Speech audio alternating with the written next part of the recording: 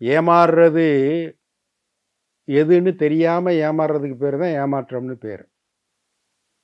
அது தெரிஞ்சிருச்சுன்னு வச்சுக்கங்க, ஏமாற மாட்டோம். ஆனா அப்படி ஏமாந்த பிறகு, அந்த ஏமாற்றத்திற்கு ஒரு பதிலடி, ஒரு பழிக்கு பழி வாங்குனோம்னு வச்சுக்கங்களேன், அப்பதான் மகிழ்ச்சி என்பது கொண்டாட்டமா மாறும். ஏமாறுறது தெரிஞ்சு, அந்த ஏமாற்றத்துக்கு ஒரு மாற்று கண்டுபிடிக்கிறது, பழிக்கு பழி வாங்குறது. அது ரொம்ப சிறப்பானது. ஒருத்தன் பொண்ணு பார்க்க போனான். அவங்க அம்மா, அவங்க அக்கா, அவங்க தங்கச்சி எல்லாம் கூப்பிட்டுக்கிட்டு ஒரு பொண்ணு பார்க்க போனான். ரொம்ப அழகான பொண்ணு. நேச்சுரலா இருந்தா. அழகா இருந்தா. பார்த்தோன்னே இவனுக்கு புடிச்சு போச்சு. அவங்க அக்காக்காரி சொன்னா, "எப்பா பியூட்டினா பியூட்டி, இதான் நேச்சுரல் பியூட்டி. ரொம்ப அழகான பொண்ணுப்பா. உடனே ஒத்துக்க." அப்படின்னு அவங்க அக்கா சொன்னா. அம்மா சொன்னா, "ஈரேழு 17 லோகத்துல தேடினாலும் இந்த மாதிரி ஒரு பொண்ண பார்க்கவே முடியாதுப்பா. அவ்வளவு லட்சணமான பொண்ணு." அப்படின்னு அம்மா சொன்னா. தங்கச்சிக்காரி மட்டும் மெதுவா வந்து அண்ணன்ட்ட சொன்னா, "யாரோ ஒரு கைதேர்ந்த பியூட்டிஷியன் இந்த வேலைய பார்த்துருக்கா. கவனமா இருங்கன்னா, ஏமாந்துராதீங்க. உங்களுக்கு புடிச்சா மட்டும் கல்யாணம் பண்ணுங்க. இவங்க சொல்றத வச்சு ஒத்துக்காதீங்க." அப்படின்னு தங்கச்சி சொன்னா. இருந்தாலும் அவனுக்கு அது புடிச்சு போச்சு, அந்த பொண்ண. சரி, கல்யாணம் பண்ணிக்கிறேன் அப்படின்னு அவன் சொல்லிட்டான். அதுக்கப்புறம் கொஞ்ச நாள்ல 1 மாசம் கழிச்சு நிச்சயதார்த்தம் நடந்துச்சு. இதே கூட்டம், இதே குரூப்பு எல்லாம் போனாங்க. பொண்ணு வீட்ல போய் நிச்சயம் பண்றதுக்கு. அப்பா! அவ வந்திருந்த ஹேர் ஸ்டைலு, அவ வந்திருந்த புடவ கட்டின ஸ்டைலு, அந்த பொண்ணோட முக லட்சணம் எல்லாம் பார்த்தா அப்படியே பிரமாதமா இருக்கு. இது மாதிரி அழக நான் பார்த்ததே இல்லைன்னு அவனே மயங்கி போயிட்டான். அப்படி. தங்கச்சி திருப்பி வந்து, "அண்ணே, யாரோ ஒரு பியூட்டிஷியன் தான் இந்த வேல பார்த்துக்கிட்டு இருக்கா. அவ யாருன்னு கண்டுபிடிச்சீங்கன்னு வச்சுக்கங்க, இந்த பொண்ணோட அழகு எப்படிப்பட்டதுன்னு கண்டுபிடிக்கலாம். நீ வந்து ஏமாந்துராத." அப்படின்னு அந்த தங்கச்சி சொன்னா. "இல்ல, இல்ல. இது இயல்பா தான் இருக்கு அழகு. நான் ஒண்ணும் ஏமாறல." அப்படின்னு அவன் சொன்னான்.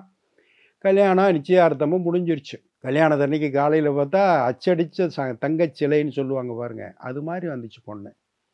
அவ்வளோ அழகா ஹேர் ஸ்டைல அவ்வளோ அழகா பண்ணியிருந்தாங்க. முகத்திலயும் அதாவது மேக்கப் போட்ட அடையாளமே இல்லாத அளவுக்கு மேக்கப் போட்டிருக்காங்கன்னா பார்த்துக்கங்களேன். அவ்வளவு அருமையா இருந்துச்சு.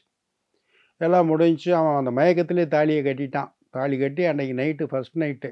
அப்போ ஒரு வந்து நேச்சுரலா வந்திருந்தா.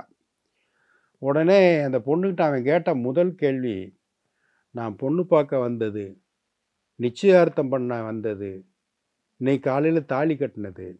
அப்படியே பார்த்தா அவ்வளவு அழகா, இவ்வளவு பியூட்டியா இருக்கியே! உன்னுடைய அழகுனுடைய ரகசியம் என்ன?" அப்படின்னு முதல் கேள்வியே ஃபர்ஸ்ட் நைட்ல கேட்கிற கேள்வியா? அவ நல்லவ அந்த பொண்ணு. "எனக்கெல்லாம் அவ்வளோ ஒண்ணும் அழகு கிடையாதுங்க. இந்த 4வது தெருவுல ஒரு அக்கா இருக்காங்க. அவங்க புதுசா பியூட்டிஷியன் படிச்சுக்கிட்டு இருக்காங்க. அவங்க பண்ணி விட்டாங்கன்னா, இயல்பா இருக்கிற மாதிரியே 1 இன்ச்சு கூட மேக்கப் ஏறாத மாதிரி இருக்கும். ஆனா 4 இன்ச்சு ஏத்திருப்பாங்க பவுடரு.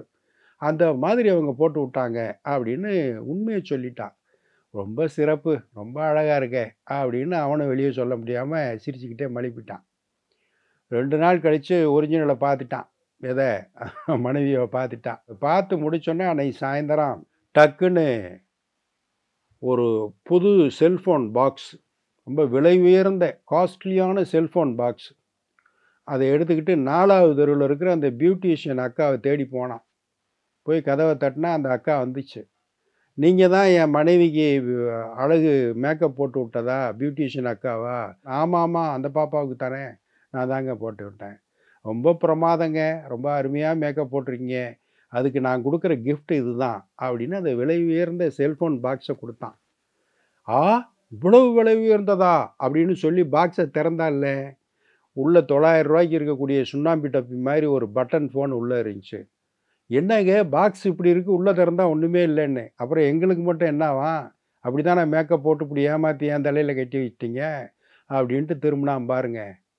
அடுத்த ஒரு நிகழ்வில் சந்திப்போம். இந்த நாள் இனிய நாளாக அமைய நல்வாழ்த்துக்கள். வணக்கம்.